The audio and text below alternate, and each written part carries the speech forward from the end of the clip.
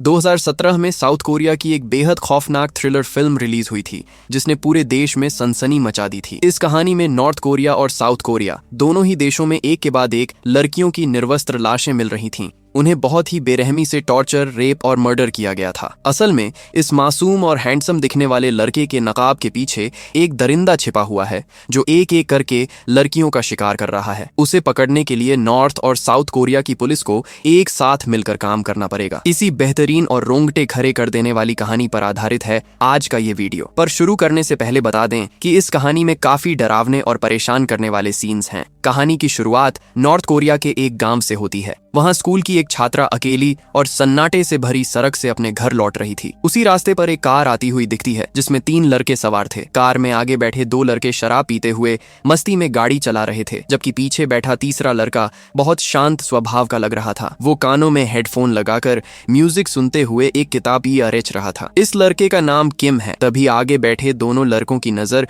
उस अकेली लड़की पर पड़ती है और वो तुरंत उसके सामने गाड़ी रोक देते हैं। लड़की घबरा जाती है, पर इससे पहले कि वो कुछ समझ पाती, वो दोनों लड़के जबरदस्ती उसे उठाकर गाड़ी में पटक देते हैं और वहां से ले जाते हैं। इसके बाद उस मासूम लड़की पर हैवानियत का भयानक खेल शुरू होता है। किम के दोस्त उस लड़की के साथ बार बार घिनौनी करतूत करते हैं और उसे मारते पीटते हैं। उसे सिगरेट के बट से जलाया जाता है और उसके शरीर पर गहरे जख्म दिए जाते हैं। ये दरिंदे यहीं नहीं रुकते, वो उस पर शराब उड़ेलकर उसकी तस्वीरें भी खींचने लगते हैं। जब लड़की पर यह पिशाच जैसा अत्याचार हो रहा था, तब किम कमरे के एक कोने में बैठकर चुपचाप सब देख रहा था और मजे ले रहा था। फिर किम धीरे से लड़की के पास आता है। वो बहुत ही शांत चेहरे के साथ लड़की के माथे और बालों पर हाथ फेरता है और फिर अचानक एक पतले तार से उसका गला घोंटकर उसे वहीं तरपा कर मार डालता है। लड़की की दर्दनाक चीखें सुनकर किम के चेहरे पर एक खौफनाक मुस्कान आ जाती है, जिससे साफ था कि किम कोई आम इंसान नहीं बल्कि एक साइको किलर है। अगले सीन में नॉर्थ कोरिया के एक पुलिस अफसर दे री को दिखाया जाता है। वो जांच के सिलसिले में एक ऐसे घर पहुंचता है जहां पूरे परिवार का कत्ल कर दिया गया था। ये परिवार उसी बेगुनाह लड़की का था। उसके माँ बाप, भाई और एक छोटे बच्चे तक को मार डाला गया था। यानी किम ने सिर्फ उस लड़की की जान नहीं ली थी, बल्कि अपने गैंग के साथ आकर उसके पूरे परिवार को खत्म कर दिया था। अफसर डे री इस मर्डर से जुड़े सारे सबूत इकट्ठे करके अपने सीनियर अफसर के पास जाता है। यहाँ पता चलता है कि किम सिर्फ इसी लड़की का कातिल नहीं है, बल्कि इससे पहले भी कई लड़कियों के साथ ऐसी बर्बरता कर चुका है। डे री इस बार किम को किसी भी कीमत पर छोड़ना नहीं चाहता था, लेकिन सीनियर अफसर इतने सारे सबूत होने के बावजूद केस को बंद करने का हुक्म देता है। ये सुनकर डेरी को गुस्सा तो आता है, पर हैरानी नहीं होती, क्योंकि किम कोई साधारण लड़का नहीं था। वो नॉर्थ कोरिया के एक बहुत बड़े हाई रैंकिंग अफसर का बेटा था, जिसकी पहुंच बहुत ऊपर तक थी। इसी ताकत की वजह से इतने सारे सीरियल मर्डर करने के बाद भी वो बेफिक्र घूम रहा था।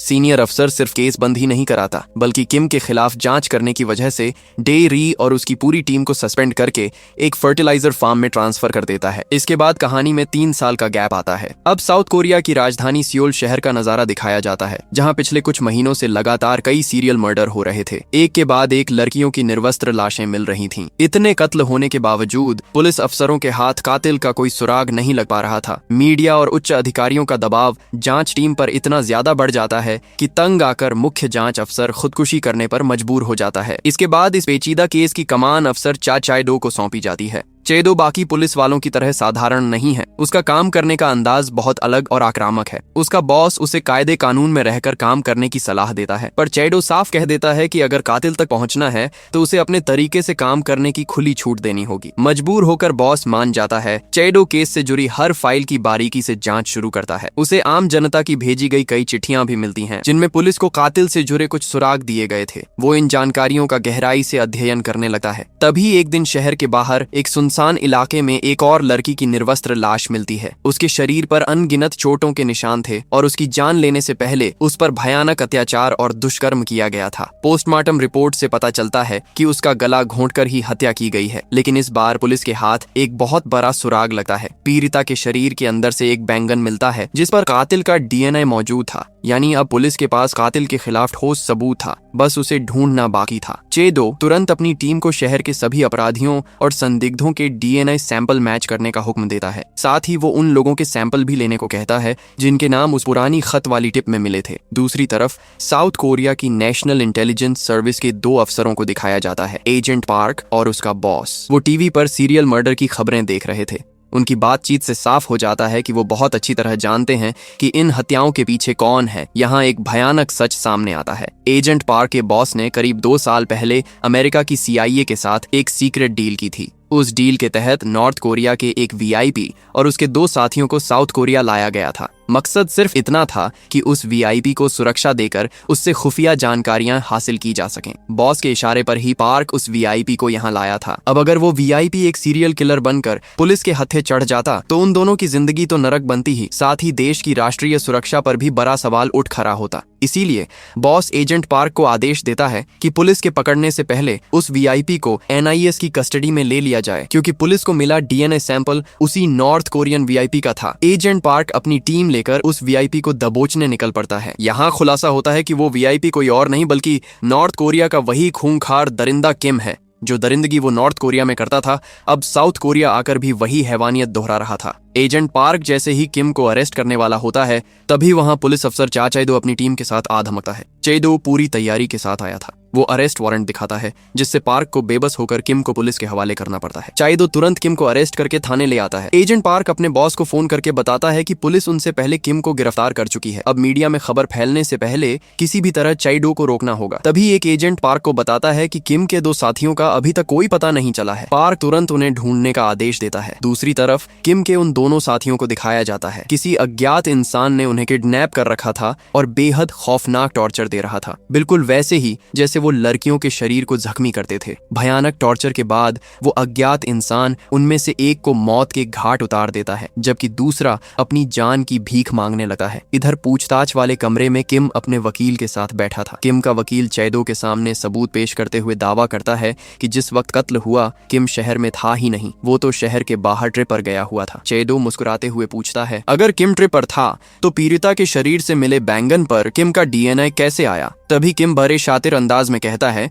कि उसे वीकेंड फार्मिंग का शौक है। वो अपने खेत में बैंगन और खीरे उगाता है और अपने दोस्तों व पड़ोसियों में बांटा है, इसलिए उस बैंगन पर उसका DNA होना स्वाभाविक है। लेकिन वो पीड़िता तक कैसे पहुंचा ये वो नहीं जानता। वकील सबूत के तौर पर किम के फार्म की तस्वीरें भी दिखाता है और किम को तुरंत रिहा करने की मांग करता है। किम को अपने सामने मुस्कुराते देख चेदो कहता है, किम अपनी ये मुस्कान बनाए रखो, क्योंकि बहुत जल्द तुम्हारा खेल खत्म होने वाला है। मैंने तुमसे सिर्फ DNA की बात की थी, बैंगन का जिक्र तो मैंने किया ही नहीं था। इतना कहकर चेदो बाहर आ जाता है और अपनी टीम को किम के बाहर जाने के दावों की सच्चाई जांचने तथा शहर के सारे CCTV फुटेज खंगालने का आदेश देता है। पुलिस टीम शहर भर के CCTV फुटेज इकट्ठा करके एक एक फ्रेम जांचने लगती है। एजेंट पार्क थाने के कैमरों की मदद से पुलिस की हर हरकत पर नजर रख रहा था। तभी फुटेज चेक करते करते पुलिस को कई वीडियो में किम साफ नजर आ जाता है, जिससे ये साबित हो जाता है कि वो कत्ल वाले दिन शहर में ही मौजूद था और उसका ट्रिप वाला नाटक झूठा था। दूसरी तरफ वो अज्ञात इंसान किम के दूसरे साथी को जान से नहीं मारता, बल्कि किसी खास मकसद से उसे बीच सड़क पर छोड़ देता है। NIS एजेंटों को खबर मिलते ही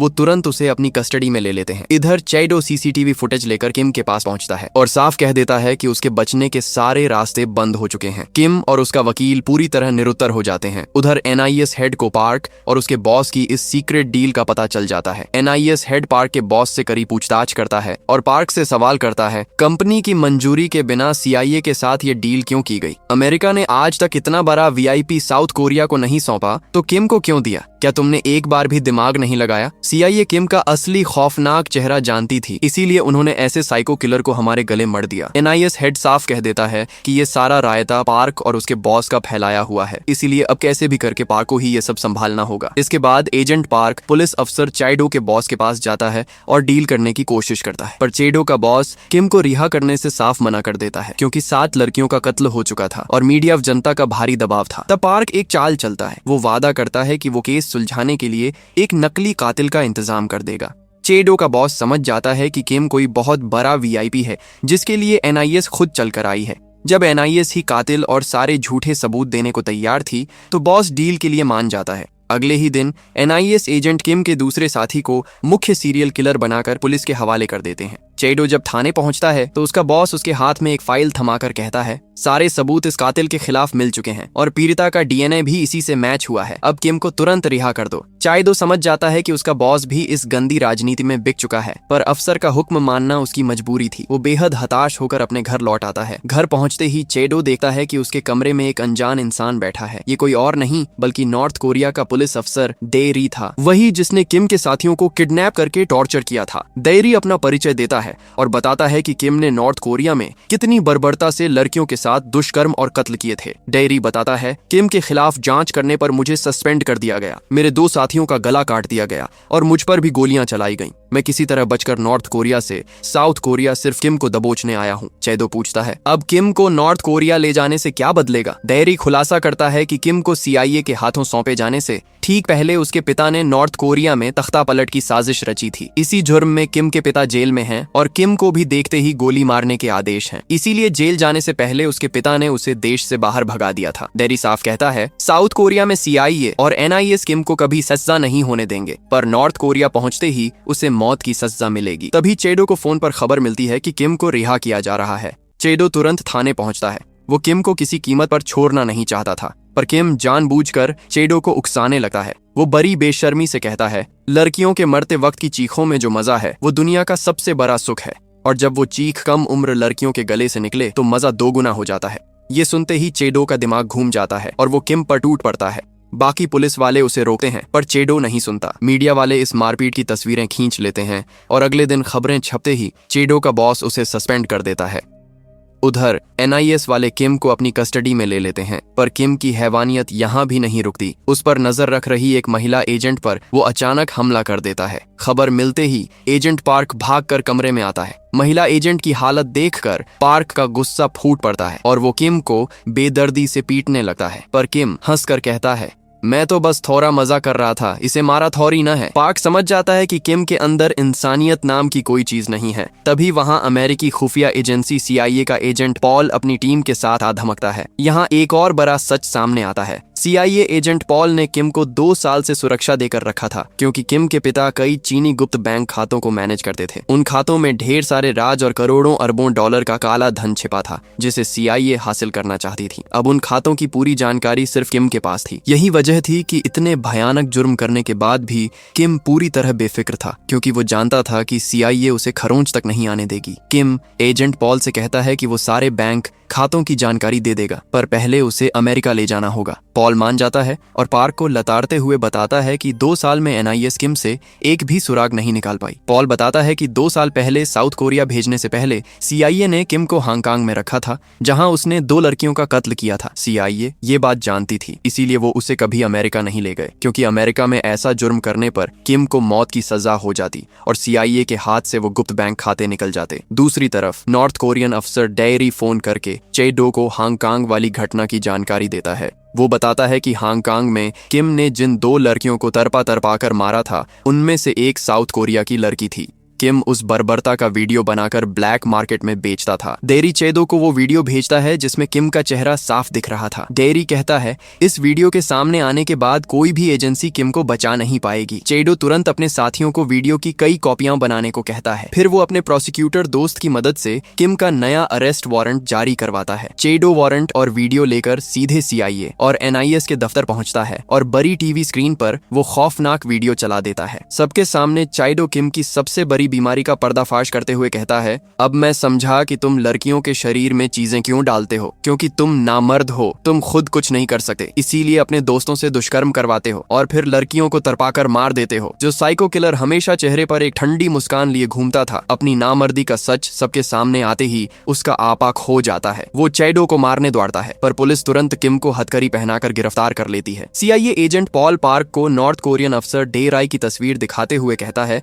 ये वही पुलिस वाला है जो सियोल शहर में घूम घूम कर चेडो को सारे सुराग दे रहा था। पर खेल यहाँ भी खत्म नहीं होता। चेडो जैसे ही किम को लेकर थाने पहुंचता है, उसे अंदर नहीं जाने दिया जाता। उसका बॉस फोन करके बताता है कि ऊपर के दबाव के कारण चेडो और उसकी पूरी टीम को सस्पेंड कर दिया गया है। चेडो का सब्र टूट जाता है। वो अपने बॉस को खरी खोटी सुनाता है और किम को गाड़ी में लादकर अकेले ही निकल पड़ता है। वो अपने प्रोसिक्यूटर दोस्त को फोन करता है, पर वो दोस्त भी हाथ खड़े कर देता है क्योंकि उस पर भी ऊपर से भारी प्रेशर आ चुका था। जब कानून के सारे रास्ते बंद हो जाते हैं तो बेबस होकर चाइडो को किम को CIA के हवाले करना पड़ता है। CIA और NIS के एजेंट वहां पहुंचते हैं। एजेंट पार्क चाइडो को समझाता है दायरी अपनी जान बचाने के लिए भागा हुआ नॉर्थ कोरियन पुलिस वाला है। नॉर्थ कोरिया में उसकी वापसी की सिर्फ एक ही शर्त है, अगर वो किम को जिंदा या मुर्दा वहां ले जाए, इसीलिए वो तुम्हें मोहरा बनाकर इस्तेमाल कर रहा था। एजेंट पार्क चाइडो को समझाता है दायरी किसी इंसाफ या न्याय के लिए नहीं बल्कि खुद की जान बचाने के लिए किम को नॉर्थ कोरिया ले जाना चाहता है। तुमने एक पुलिस वाले के तौर पर अपना फर्ज पूरा कर दिया है, अब इस हैवान को CIA के हवाले कर देना ही सबसे सही फैसला है। कम से कम हमारे देश की लड़कियां तो इसके चंगुल से सुरक्षित रहेंगी। ये सुनकर चाइडो उससे पूछता है क्यों, क्या अमेरिका में लड़कियां नहीं रहती? पार्क धीमी आवाज में कहता है अब ये अमेरिका की सिरदर्दी है। कोई दूसरा रास्ता न देकर चाइडो बेबस होकर किम को उनके हवाले कर देता है, पर तभी किम अचानक एक CIA एजेंट की बंदूक छीन लेता है और चाइडो पर अंधाधुंध गोलियां चला देता है। गोलियां मारने के बाद वो फिर से कुटिलता से हंसते हुए सरेंडर कर देता है। CIA एजेंट उसे हड़बड़ी में गाड़ी में बिठाकर वहां से निकलने लगते हैं। ये सब देखकर एजेंट पार्क का सब्र टूट जाता है। वो इस दरिंदे को सजा देने के लिए उनकी गाड़ी का पीछा करने लगता है। तभी अचानक डेयरी अपनी गाड़ी लेकर आता है और सीधे किम की गाड़ी में जोरदार टक्कर मारता है। डेयरी किम को पीटते हुए गाड़ी से बाहर घसीटता है और अपनी गाड़ी में डाल लेता है। एजेंट पार्क वहीं खड़ा सब देख रहा था। वो चाहता तो दोनों को गोली मार सकता था, पर वो कुछ नहीं करता क्योंकि वो जानता था कि नॉर्थ कोरिया पहुंचते ही किम को उसकी करने की सजा मिलेगी। इसके बाद डेयरी नाव के रास्ते किम को लेकर नॉर्थ कोरिया की तरफ निकल पड़ता है। दूसरी तरफ एजेंट पार्क का बॉस उसे फोन पर एक बेहद चौंकाने वाली खबर देता है। वो बताता है कि कुछ ही दिनों पहले किम के पिता नॉर्थ कोरिया में दोबारा सत्ता में वापस आ चुके हैं। यानी अब किम को लेकर नॉर्थ कोरिया जाने पर डेयरी उसे सजा देना तो दूर, अपनी खुद की जान भी नहीं बचा पाएगा। ये सुनकर एजेंट पार्क के होश उड़ जाते हैं। उधर नाव पर डेयरी किम को पकड़ने की खुशी में पुरानी सभी पीड़िताओं की तस्वीरें समंदर में बहा रहा था। उसे इस बात का जरा भी अंदाजा नहीं था कि नॉर्थ कोरिया में अब किम के पिता का ही राज्य चल रहा है। तभी अचानक किम हाथ में बंदूक लेकर उसके सामने आ खड़ा होता है और इससे पहले कि डेयरी कुछ समझ पाता, किम गोली चलाकर उसे मौत के घाट उतार देता है। इधर इन सारे मामलों के बाद एजेंट पार्क को हेड ऑफिस से हटाकर विदेश में ट्रांसफर कर दिया जाता है। पर जाने से पहले पार्क एक बार अस्पताल जाकर पुलिस अफसर चाइडो से मिलने आता है, जो इतनी गोलियां खाने के बाद कोमा में जिंदगी और मौत से जूझ रहा था। इसके बाद कहानी में कुछ सालों का लीप आता है। एजेंट पार्क अब अलग अलग देशों में काम कर रहा था। इस बार वो हांगकांग आया था, जहां CIA एजेंट पॉल ने उसे काम के सिलसिले में बुलाया था। पॉल उसे बताता है कि सामने वाली इमारत में कड़े पहरे के बीच बंद एक इंसान को बाहर निकालना है और इसके लिए वो पार्क को एक पिस्तौल थमाता है। पार्क उस होटल की तरफ बढ़ता है और सीढ़ियों पर खड़े सभी गार्डों को एक एक करके मौत के घाट उतारते हुए कमरे में दाखिल हो जाता है। कमरे के अंदर पहुंचने पर पता चलता है कि CIA जिस इंसान को बचाना चाहती थी वो कोई और नहीं बल्कि किम ही था। किम पार्क को देखकर मुस्कुराता है क्योंकि उसे लगता है कि CIA उसे बचाने के लिए हमेशा की तरह पार्क को लेकर आई है, पर इस बार उसका ये वहम चकनाचूर होने वाला था। पार्क बिना एक शब्द बोले सीधे किम के पैर में गोली मार देता है। किम दर्द से बिलबिला उठता है और चिल्लाता है, तुम भूल गए कि मैं कितना इम्पोर्टेंट आदमी हूँ। पार्क बिना रुके उसके दूसरे पैर में भी गोली मार देता है। किम तड़पते हुए कहने लगता है, मुझे एजेंट पॉल से बात करनी है, पर पार्क उसकी एक नहीं सुनता और अगला फायर उसके कंधे पर कर देता है। अब किम रोते गिरगिराते हुए भीख मांगने लगता है, तुम्हें क्या चाहिए? जितने पैसे चाहिए मैं दूंगा, बस मुझे जाने दो। पार्क ठंडे लहजे में कहता है, मुझे तुमसे सिर्फ एक चीज चाहिए। किम को लगता है कि शायद बात बन गई। वो जल्दी से पूछता है, क्या चाहिए? बताओ, मैं सब दूंगा। पार्क उसकी आंखों में आंखें डालकर कहता है, मुझे तुम्हारी मौत चाहिए। इतना कहते ही पार्क बंदूक की नली सीधे किम के मुंह में ठूंसता है और ट्रिगर दबाकर इस इंसान रूपी शैतान का खेल हमेशा हमेशा के लिए खत्म कर देता है। इसके बाद पार्क एक बैग लेकर होटल से बाहर आता है और सीधे CIA एजेंट पॉल के पास पहुंचता है। वो बैग पॉल की तरफ बढ़ाते हुए कहता है, जो तुम चाहते थे वो इसमें है। पॉल जैसे ही बैग खोलता है, अंदर किम का कटा हुआ सिर देखकर उसके पांव तले जमीन खिसक जाती है। पॉल गुस्से में चिल्लाता है, ये तुमने क्या किया? जानते हो कितनी बड़ी गलती कर दी तुमने? पार्क उसकी आंखों में देखते हुए कहता है, तुमने हमें बेवकूफ समझा था ना? किम सालों से पूरे अमेरिका को बेवकूफ बना रहा था। वो सिर्फ अपनी हिफाजत के लिए तुम्हारा इस्तेमाल कर रहा था। उसके पास कोई सीक्रेट बैंक अकाउंट्स की जानकारी नहीं थी, और अगर जानकारी थी भी तो क्या तुम्हें लगता है कि चीन तुम लोगों को वो पैसे लेने देता? चीन ने उन सभी चाइनीज अकाउंट से पैसे और डॉक्यूमेंट्स कब के गायब कर दिए हैं। किम सिर्फ तुम्हें लालच देकर सालों से सुरक्षा हासिल कर रहा था। पार्क आगे करे शब्दों में चेतावनी देता है, अब से अपनी मुसीबतें तुम खुद संभालना। अगर आज के बाद तुमने मुझे अपने किसी काम के लिए दोबारा बुलाया तो मैं सीधे तुम्हें गोली मार दूंगा। इतना कहकर एजेंट पार्क वहां से शांत कदमों से चला जाता है। और इसी के साथ इस जबरदस्त थ्रिलर फिल्म VIP की कहानी यहाँ खत्म होती है। वीडियो देखने के लिए धन्यवाद। लाइक, शेयर और सब्सक्राइब करना ना भूलें। मिलते हैं अगले वीडियो में।